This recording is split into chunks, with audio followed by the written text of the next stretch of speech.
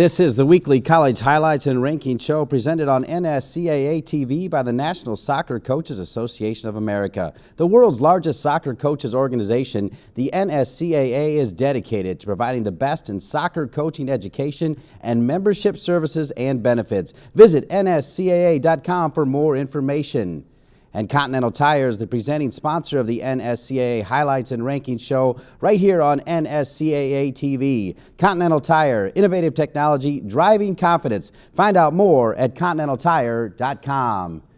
Hello and welcome again to the Continental Tire Studios as part of the NSCAA Highlights and Rankings show. My name is Dean Linke, delighted to be with you after another big week in college soccer at all levels. Another big show coming your way. We'll start out talking about the NAIA and feature the wonderful men's program at Belhaven. Then we'll take a look at the impressive father-son combo of the Caringi father and son for UMBC. We'll take a visit with Amanda Cromwell, the new head coach of the UCLA women's soccer team, which is doing fantastic. And we'll take a road trip with the Georgia women's soccer team. That and more right here on NSCAA TV. Well, we'll kick things off a little differently this week. We'll start with NAIA, and to do that, I welcome in my broadcast partner, Charlie Slago. And Charlie, we're going to give the NAIA a little love right off the bat. How do you feel about that? The NAIA, they play great soccer in the NAIA, and they have for years, and have their own TV network, so it's awesome, which you can see right here on NSCAA TV. Well said. Let's take a look at the NAIA Top 10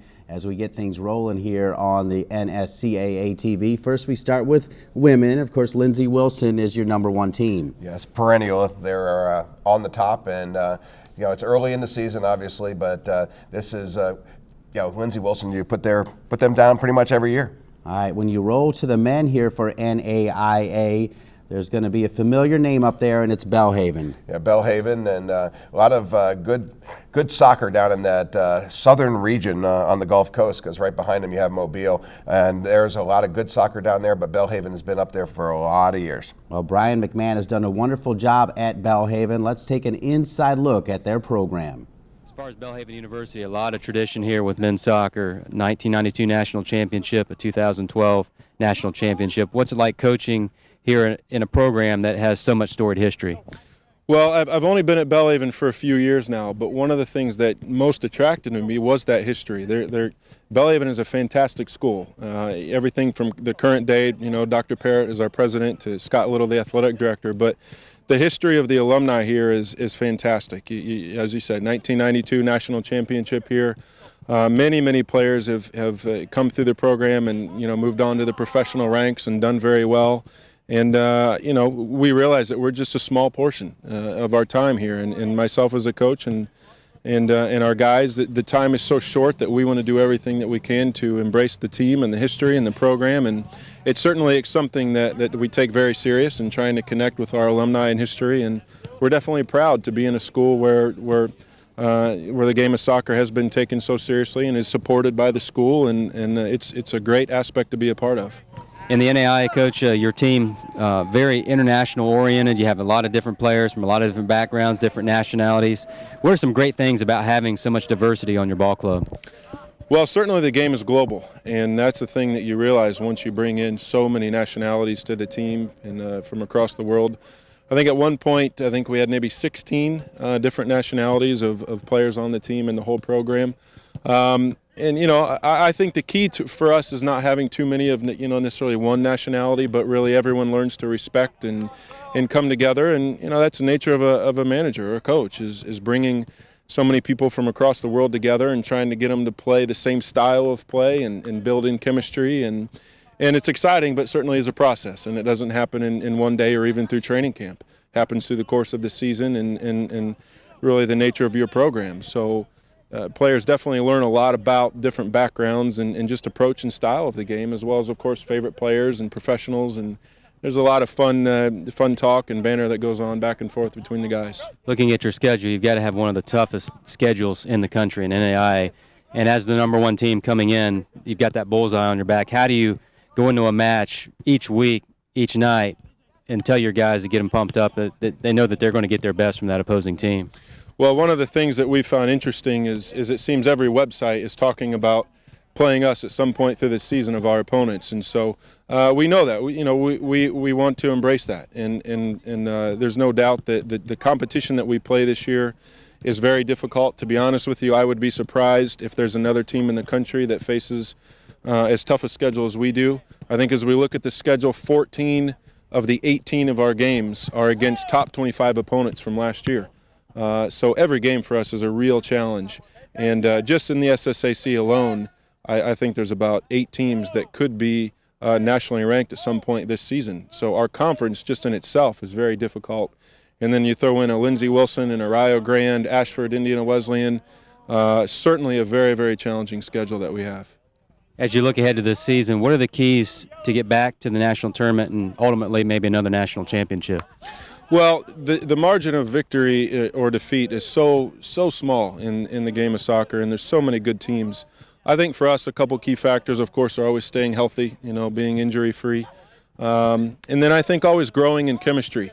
And complacency is the biggest concern for us, not being complacent with what we accomplished last year, but still being hungry to grow and to get better and improve every day. All right, Coach, thanks a lot. Good luck this season. I appreciate it. Thanks very much. Reporting from Belhaven University, Kirk McDonald for the NSCAA. The NAIA is the leader in character-driven intercollegiate athletics. The NAIA Champions of Character program was first established in 2001 and continues to evolve. The CFC program provides training for student athletes and professional development for coaches and staff. The 5 core values of integrity, respect, responsibility, sportsmanship, and servant leadership are put into play and accounted for at NAIA schools. For more information, go to www.championsofcharacter.org. What a great look at Belhaven and NAIA. Dean Linke with Charlie Slagle back at you. And now we're going to take a look at the junior college level. We'll start with women junior college Division I and take a look at their top 10, Charlie Slagle. Right. We have Paradise Valley on top, and they have played very well so far. They only close game they've had. They had 21 goals for and 2 against. Beat Glendale in overtime. Their captain, McKenna George, scored the goal on a come from behind victory. And their coach is Zach Ludwig, who is in his first year. Then we go to Monroe College. They beat Monroe Community College, both also from New York, and they had a goal in the 89th minute. Gemma Crane, it was also come from behind. Their coach, Jonathan Garber, is in his second year. I will take a look here now at the Junior College Men Division I rankings here on the NSCAA TV show.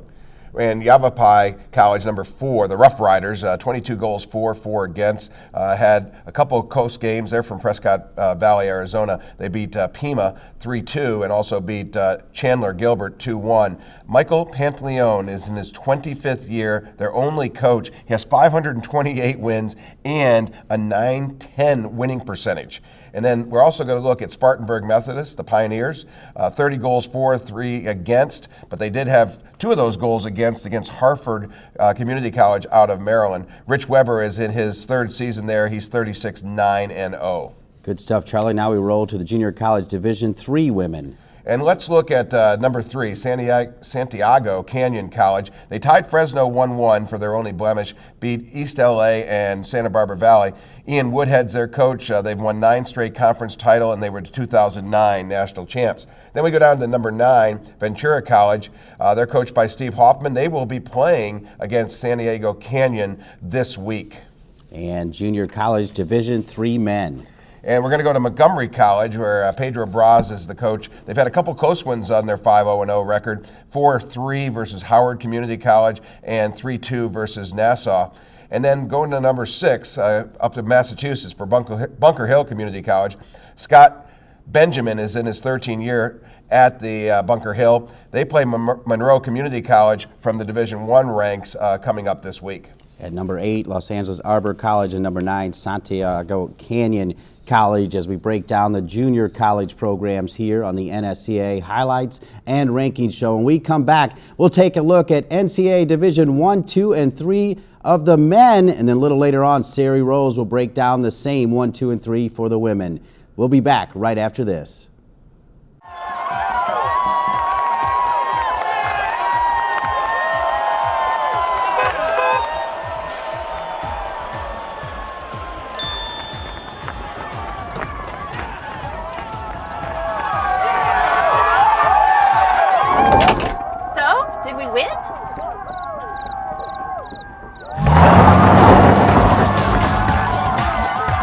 Continental Tire, the official tire of Major League Soccer.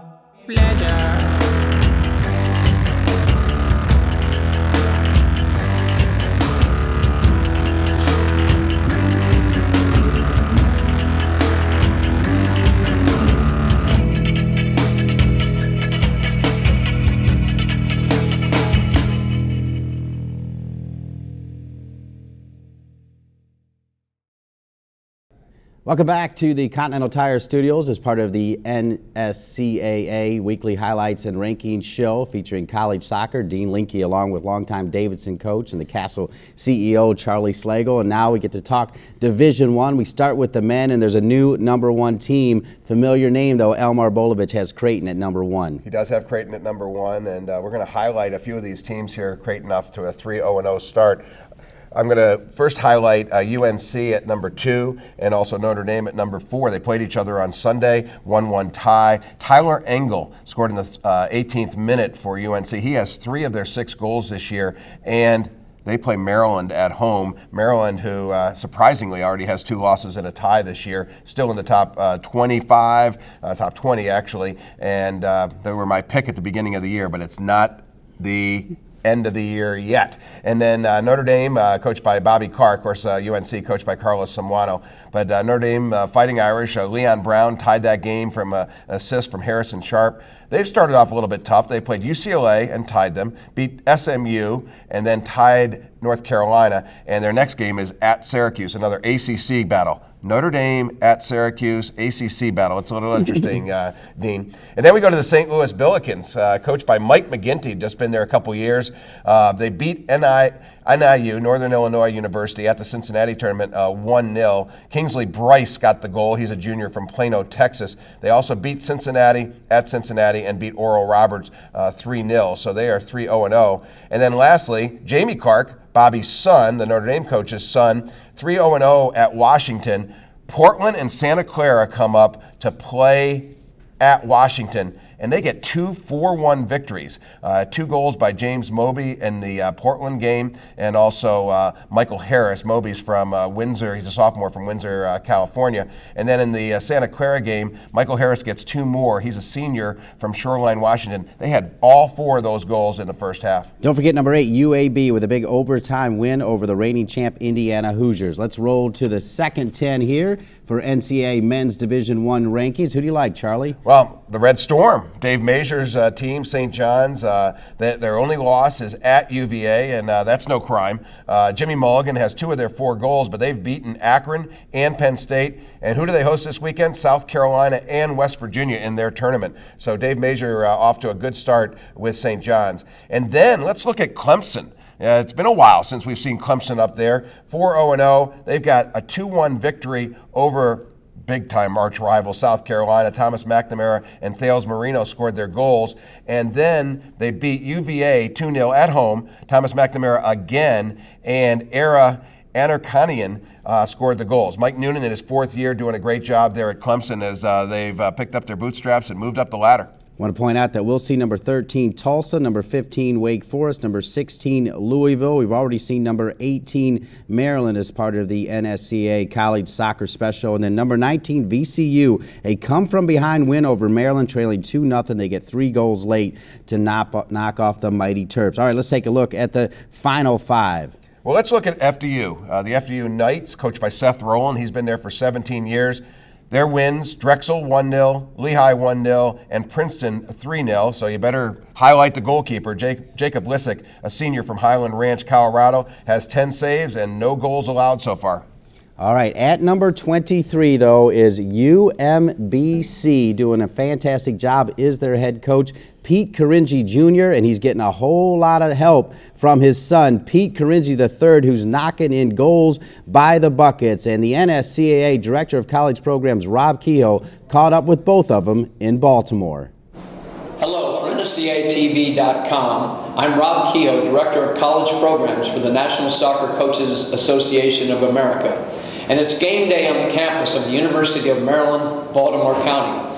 And I'm with two of the featured central figures of tonight's action that will take place under the lights at Elite Tournaments Field, the coach, Pete Caringi Jr., and the current NSCAA Disney National Division I Men's College Player of the Week, Pete Caringi III. Gentlemen, it's terrific being with you today on game day on your campus, and to be able to share a little bit of your unique father-son, coach-player story with the fans of NSCAATV.com. As a youth growing up in Baltimore, the son of Pete Caringi Sr., the professional boxer, did you at one point sit on one of those famous marble stoops in downtown Baltimore and do one of those exercises on what I'm going to be when I grow up, and write out, I'm going to be an All-American at the University of Baltimore, the school's all-time leading goal scorer, win a national championship, then follow that with a professional career with the Washington Diplomats, and then decide, when I retire from that, I'm going to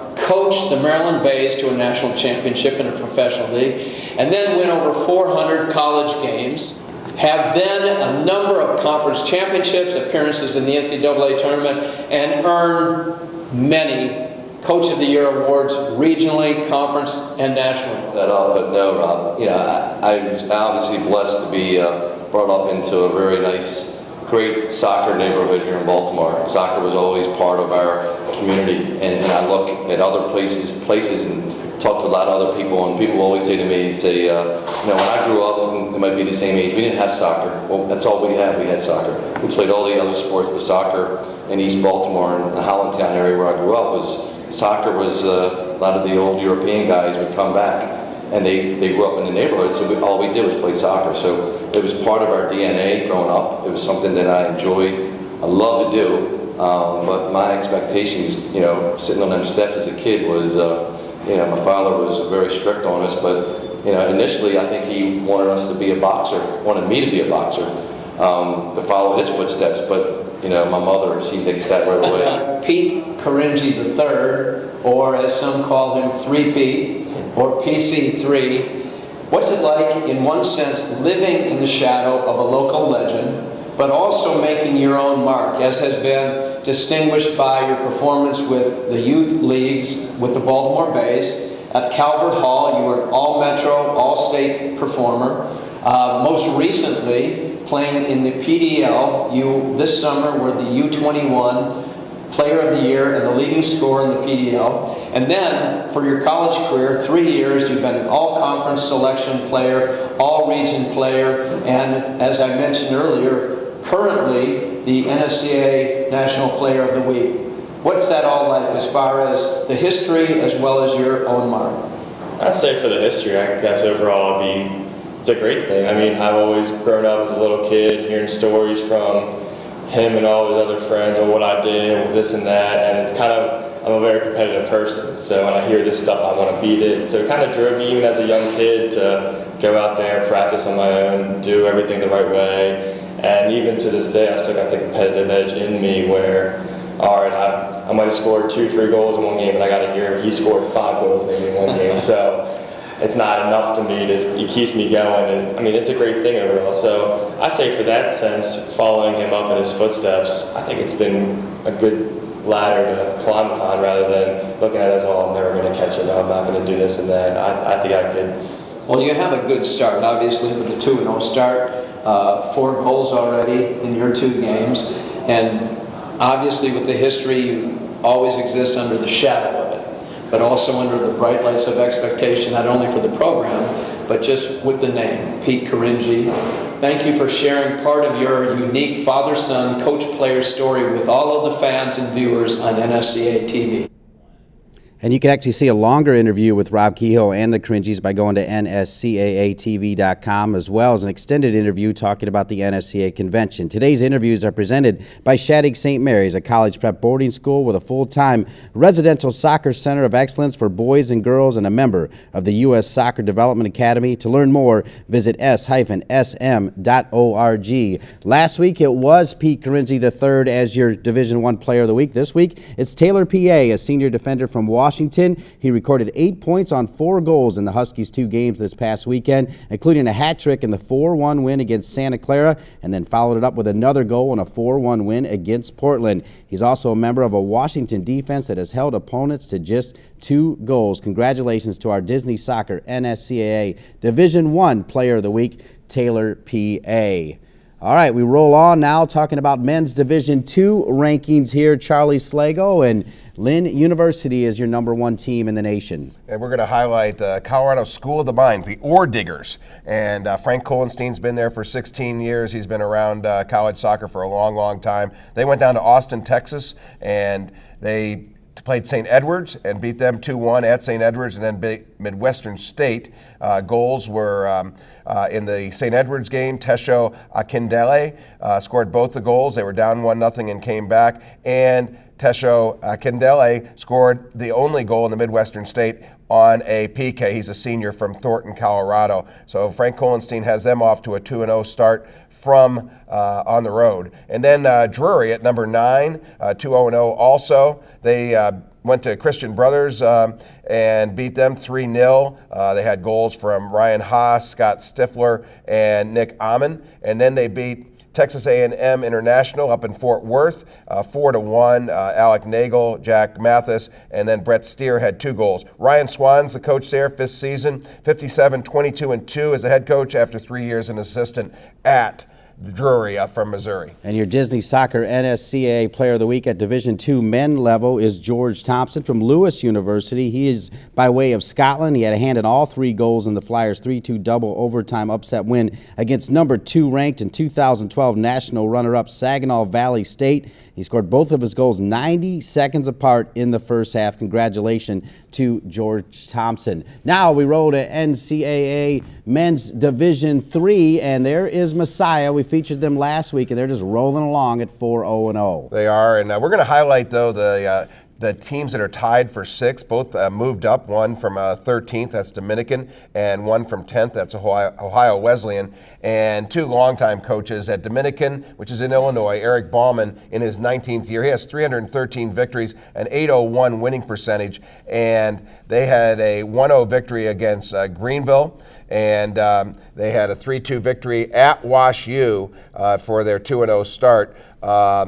And in that game, they went up 3-0 and had to hold off Wash U, Joe Clark's team, with 2 late goals. They had 4 different goal scorers. And, of course, we talked about Bauman with his 313 victories. But now we're looking at the other 6th-place team, the Battling Bishops from Ohio Wesleyan. Jay Martin, he's only had 625 victories and an .819 winning percentage, 2 national titles, 37th year at Ohio Wesleyan. You know where they play? They play on the Jay Martin Soccer Complex. So that's pretty good. And all 4 home games were at that. They beat Calvin 2-1. They beat Keene 6-0. They beat Christopher Newport 3-2. And they beat Colorado College 6-2. Brian Schaefer and Colton Bletcher both have 3 goals. Schaefer is from Chatham, New Jersey, and Bletcher is a junior from Lewis Center, Ohio. Congratulations to Mr. Martin's done a great job. How about your Division III Disney Soccer NSCAA Player of the Week? It's none other than Casey Sullivan, the goalkeeper at Brockport, made 4 saves against St. John Fisher and then went on to make 7 more in a close matchup with Hobart to earn Brockport 2 shutout victories. Congratulations to Casey Sullivan, your Disney Soccer NSCAA Division III Player of the Week. And that wraps up all of men's soccer as well. Charlie Slago, interesting piece on the Caringis. Pete Caringi the third, P33 they call him, or 3P3, whatever. He's had a fantastic start to the season. No question, he's had a great start, and I think that Pete the second, doesn't matter who scores, but as long as somebody's scoring, but it's all right to have your son do it. All right, a lot of upsets as well. We'll take a break and we'll come back and be joined by former Wake Forest goalkeeper Sari Rose as we break down NCAA Division I, II, and III women. That and more right here on the NSCAA College Highlights and Rankings Show. Global Mills needed to unload excess inventory and we must make room. So right now you can get an unheard of flooring deal at Lumber Liquidators Flooring Clearance Sale. Get first quality laminate from 39 cents a square foot. Beautiful bamboo from 59 cents. Pre-finished hardwood from 99 cents. And all vinyl plank flooring is on sale. Plus get 12 months special financing. First come, first served. These deals will not last. Don't wait. Our flooring clearance sale is going on now. Get to Lumber Liquidators before these deals get away.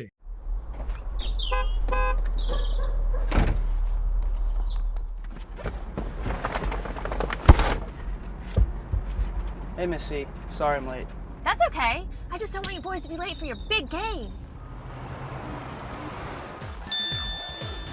Okay, have fun. I'll be right here after the game. Continental Tire, the official tire of Major League Soccer. Each year, the NSCAA puts over 7,000 coaches through our coaching education program. Youth, high school, and college coaches at all levels participate in the diploma courses. Join your peers and get educated. Better coaching, better players, better game. NSCAA Coaching Academy. Improving soccer, one coach at a time.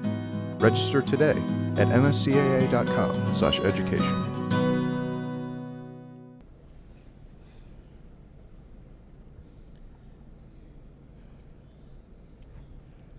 And welcome back to the NSCAA College Highlights and Rankings Show. Dean Linke along with former Wake Forest goalkeeper Sari Rose as we roll along and get ready to talk about Women Division I, II, and III. But before we do, Sari, the early part of the season is the time when teams actually go on the road on long road trips trying to challenge themselves. How important is that for the team? Well, it's such a fantastic time for team bonding. A lot of times you talk about wanting to fly and do all that, but to put the kids on the bus 8 hours, 10 hours max, it's a chance for them to relax. They'll study, they help each other with academics, they goof off, and it's really an awesome time for them to get to know each other and really build that chemistry. All right, that chemistry is working right now for Steve Holman's Georgia women's soccer team. They lost their first game, but they've reeled off 5 in a row, and we went on the road with the Georgia women's soccer team. Hey, we're in my home state of Texas, so we're going to my house for lunch, and I can't wait.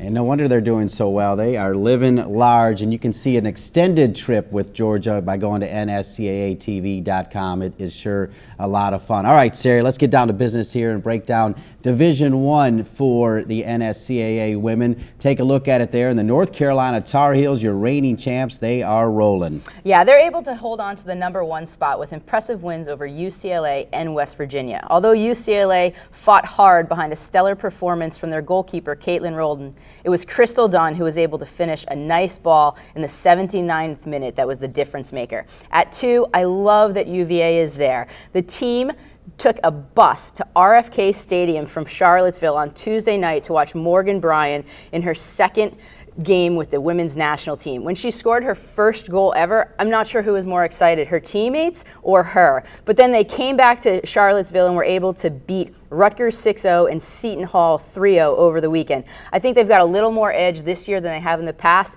and they're going to be impressive. And then you've got Wake Forest at 7. They finished off a perfect non-conference record by flying out for the Portland Nike Invitational, and they beat the Huskies and then came back from a 2-0 deficit to beat Portland 3-2. It's the first time since 1996 that they came back from a 2-0 deficit, and it's the first time ever to do that against a ranked team on the road. All right, at number 5, the UCLA Bruins under new coach Amanda Cromwell, longtime national teamer, came over after 14 years with UCF. She was in town last week, and we caught up with her. Talking about the UCLA women's soccer team, they're off to a great start this season as well, and they've played an ambitious schedule, and we're joined by an ambitious coach, the new head coach of the UCLA women's soccer team, Amanda Cromwell. Now, the head coach, I like saying it, of UCLA. How's that sound? I like hearing it. Sounds good. Obviously, so much history out at UCLA, but let's first tip the hat to UCF. 14 years there. What did UCF, how did they help you prepare for this position, Amanda? The UCF job was almost like 4 different jobs while I was there. I had 4 different athletic directors. The conferences had changed. The facilities changed so much. Just the growth of the school itself made it so different within the 14 years I was there. And that's why I stayed so long, because I just saw the potential, I saw the growth, and we were able to recruit really quality athletes and do some great things, get into the Elite Eight, and knocking off a very good UNC team the year before they won the championship. So we have a lot of things to hang our hat on there, and it was just great to see the athletes that went to UCF go on, and some of them are have gone to play in other countries or trying do their thing in the pro league. And Colby, one of my longtime assistants, now is the head coach at Arkansas. So I think there's a lot of great things that came out of that program, and I thank them for their support for so many years. All right, now you talk about tipping your hat. You now hold your hat in Venice Beach, California, now as the head coach of UCLA. You get that call, obviously one of the more storied programs in the country. Talk about just the process of the interview process and getting the job. Well, it was a long process. They definitely wanted to take their time, and they weren't in a rush, and that made it tough because you're in the spring season, and we were training UCF for the fall, and we had some transfers come in, so it's one of those things you're really excited about the interview process, but it was pretty lengthy, and then you're training your team for so many weeks, and you get excited about potential of the fall. So it was a little bit of a weird process for me, but in the end, when I went to interview at UCLA, I was on campus, and really for the first time got an in-depth look at everything at UCLA. I just knew it's where I wanted to be, and I just saw myself there and able to bring in the best recruits in the country, and just with the facilities there, the legacy, the John Wooden, all the national championships. It just, to me, it's the crown jewel in soccer. All right, very good. And you'll be going for the crown jewel and have an opportunity now to win it at UCLA. Set our expectations here. I mean, is it Pac-12 initially and get in the tournament, or is it national championship every single year when you represent UCLA? That's what the expectations are. You're competing for a national championship every year. I think every program at the school has that expectation. It seems kind of crazy, but that's just kind of how it is. And I know if you're winning the Pac-12, obviously you're going to have a shot at the national championship because the conference is so strong. So we put ourselves in that position to be winning the Pac-12. I know we will compete with the best in the country. All right, finally, we're here on NSCAATV.com. What has that organization meant to you, Amanda Cromwell? Well, just the development of the sport and the helping the coaches really dig deeper and find new things. And we can never settle as a coach. There's always something new, especially with student athletes, always changing. And now I have someone on my staff that's in the 30 under 30 group. So I love that we're mentoring these younger coaches and trying to really develop everyone, young coaches on the women's side especially. She starred at Virginia, a longtime member of the U.S. national team, 1995 World Cup, several successful years at UCF, now the head coach at UCLA. Thanks for being with us here on this special program on NSCAA TV. Thanks, Dean. Great to be here. All right, perfect. All right, I know you're a big fan of Amanda Cromwell. What a great job she has now at UCLA. Yeah, and I think UCLA is going to be the place where she's going to have that shot at the national championship. She was a fantastic coach at UCF. She did amazing things, was a perennial powerhouse in her conference, and got to the NCAA tournament year in and year out. But at UCLA, she's going to be able to get to that finals. All right, let's roll on here. Division I women. Take a look at the second 10, 11 through 20, Sari.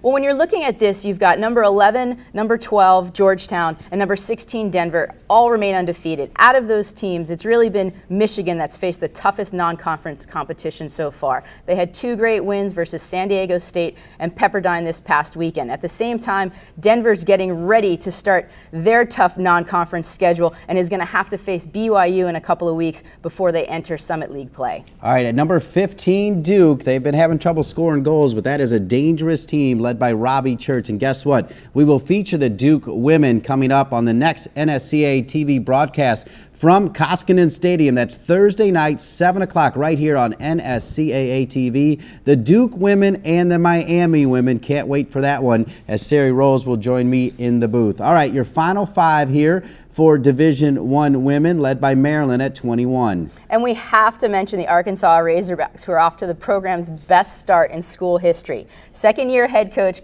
Colby Hale has done an amazing job with this team and really changing the culture of the program. 2 years ago, the team went 4-14. Last year, they improved to 9-10-1. He was Amanda Cromwell's former assistant at UCF, and I think he's got the experience, intelligence, and mentality to lead the Razorbacks to the same successes they had at UCF. All right, let's take a look at your Disney Soccer NSCAA National Player of the Week. No surprise here, the all-world star and reigning Hermann Trophy winner, Crystal Dunn, wins it. The senior midfielder from Rockville Center, New York. She was named the MVP of the 2013 Duke Nike Classic as she scored in both games, leading UNC to a pair of wins over top 20 teams. They had 1-0 victory over number 3 UCLA, and she scored again Sunday in Carolina's 4-2 win over number 19 West Virginia. Congratulations to Crystal Dunn. All right, we roll on here, and we take a look here now at Women Division II. Who do you like, Sari?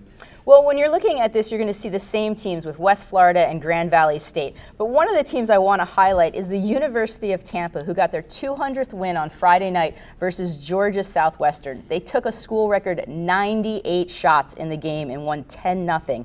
A day later, they beat Florida Memorial 11-0 and took 53 shots to get the 201st win. Now, I'm not sure who's keeping stats, but currently they've outshot opponents 189-1 and have 53 corner kicks to opponents too, and outscored them 23-0. But they're going to get a true test when they face the Lenore Rhine Bears next week.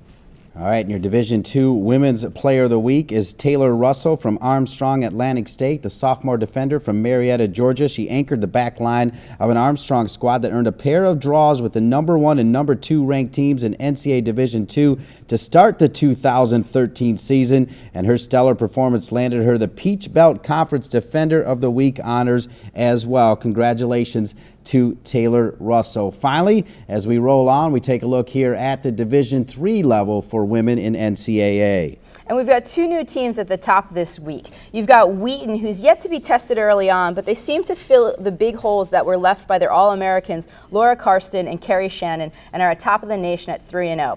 But Johns Hopkins played 3 games in 5 days last week and were able to extend their win streak to 5-0. The Blue Jays upset number 1 Messiah last Wednesday and then went on to overcome a 2-0 deficit to beat Carnegie Mellon 3-2. Hannah Kronick is having an incredible junior year and leads the team with 4 goals and 2 assists. Perfect segue, as Hannah Kronick is your Division III Women's Player of the Week as presented by Disney Soccer and the NSCAA. She played an essential role in Johns Hopkins' wins over number 1 Messiah, scoring 2 goals, including the game winner, as Sari Rose just said. She then went on to lead her team to a 3-2 come-from-behind victory over number 5 Carnegie Mellon, scoring the first of 3 unanswered goals. Congratulations to Hannah Kronick getting it done for Johns Hopkins. As we roll through here, it's a pleasure spending time with Sari Rose. And Sari, I tell you what, the season really starting to heat up here. And another big ACC match, that Duke-Miami game, should be interesting on Thursday. Yeah, and I watched the Duke play against UCLA on Friday and was impressed with what they were able to do. Against West Virginia, and was impressed with what they were able to do. They're able to get shots off, they're just not finishing them. And that's going to be the big thing for Robbie, is can his kids put the ball in the back of the net? All right, Sari, thanks for being with us. That, of course, is on Thursday. And then we'll have another NSCAA College Highlights and Rankings show coming up right here on NSCAA TV, presented by Continental Tire. We'll be right back here again next Tuesday, September 17th at 1 p.m. for the NSCAA Weekly College Highlights and Ranking Show. Always a pleasure to be with you. I want to thank our producer director Kyle Lang, Charlie Slagle, Sari Rose, Rob Kehoe, all the good folks at NSCAA, the sponsors, and of course the SIDs and coaches. Keep all the information coming. Thanks for being with us for another edition of the NSCAA College Highlights and Ranking Show, presented by the good folks from the National Soccer Coaches Association of America. The NSCAA works every day to inspire coaches and ignite their passion for the game, so they pass it on to the players and others in the soccer community. That goal is fulfilled through 3 core values: learn, participate, belong. Visit NSCAA.com for more information.